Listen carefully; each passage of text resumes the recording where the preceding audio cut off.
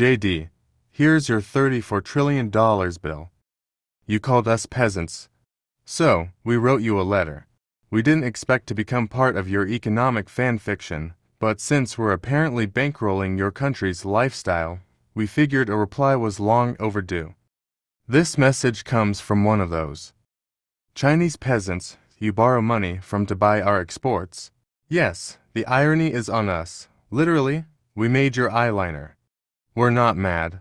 We're just flattered you still think about us while standing in your taxpayer-funded office surrounded by things we probably assembled, because nothing says anti like a full face of peasant-powered global supply chain.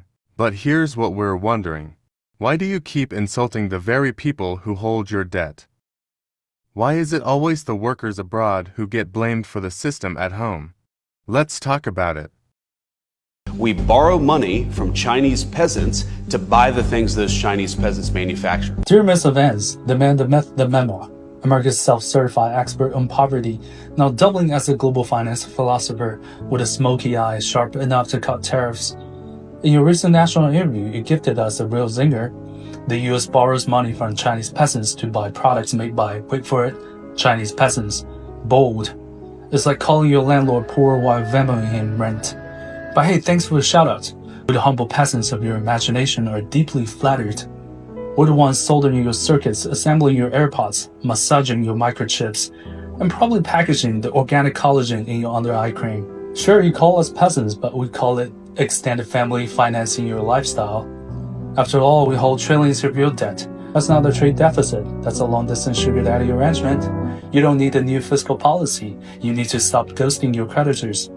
And about that debt, $34 trillion and climbing, it's starting to feel less like a budget concern and more like a Netflix password no one remembers, but everyone's too embarrassed to admit they're still using. Remind me later, it must be an official economic strategy now. Also, a quick note from the cosmetic division. The eyeliner's factory number 2987 says hi. The cold my couture you've been wearing on cable news, definitely peasant-powered. Adding the 125% tariff and buddy, you're giving us both a glow-up and GDP growth. That's not irony, that's fashion-forward foreign policy. We noticed you wrote a whole book about working-class America hillbilly allergy, right? Stir the soul, shed a tear, but then you turn around and mock the very people making your lifestyle possible just without the memos or media tours. Let's not pretend you're above us. You're sitting in a taxpayer-funded office, wearing a shirt stitched in Guangdong, checking polls on a phone assembled in Shenzhen, and sipping artisan pour-over made with beans we probably harvested. All while warning America about what was it again? Chinese influence? Honestly, if we stop exporting for 1 week, your whole studio setup will crash mid-interview, and your morning espresso will be 10 minutes late. That's not geopolitical drama, that's just forgetting who stocks your dressing room. We don't have memos yet, but if we did, we'd call it Elegy for a Senator, a peasant's guide to subsidizing superpowers. It's got a ring to it. Maybe we'll send you an audiobook on a flash drive made in Shenzhen, of course. P.S. For your next big debt crisis, try this password, Peasants Rule 2025, caps lockdown no spaces, and maybe save it in the Notes app, also peasant-coded.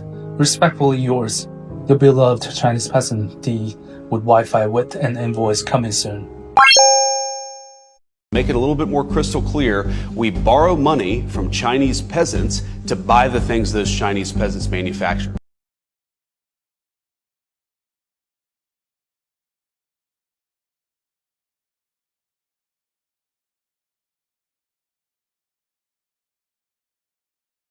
Little people. Why can't we all just get along?